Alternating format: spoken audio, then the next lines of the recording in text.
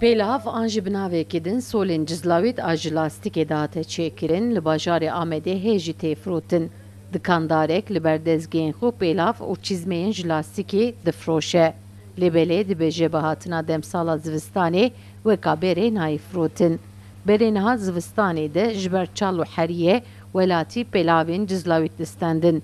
Lê niha bi tenê ji aliyê gundiyan ve tê bikar anîn.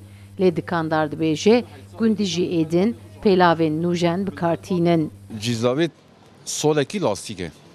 İja ji bo ku îşê karê gunda zexm be. Bajir mesela te bêjî çawa. Bajirînkî daha modern ama li gün mesela alîkarî dikin karê wan hene.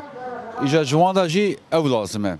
Yani ev ya em nabêjin ki ew bekîro quvvet wan neş quvvetê ye. Ev ji bav û kala osindî bi ser vê şopê de dimeşe û êdî biye yani çawa kêfekî, eşxekî, zanakî yani ev e ama te bêjî îro fiyat zêde ne, dolar abiye te han madê wan jî tev pidî ji dedvatê ka îja êk çê dike jê re pir zêde tê, êk difroşe jê re pir zêde tê. Pêlava bi navê cizlawît ji lastîkê a jinan jî ji naylonê tê çêkirin. Yên pêlavên zilama yekreng e. Yên solên jinan jî reng bi reng û bi şikil e. Li gorî dikandaran pêlava bi navê cizlawît an jî bi navê tirrek jî êdin buhabûne.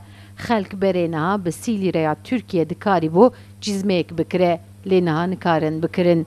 Lê ji aliyê tenduristiyê ve jî û ji aliyê germbûnê ve jî dibêjin solê tirrek ji solên çermê baştirin. Hin zarokên bajêr hê jî cizlawît dikin pê. Wela xweş e ji bo îşê xweş e, zivistanê xweş e ez dikim pê germ e lingê min nacemire xweşik e yani lastîk e giş solê xweş e a.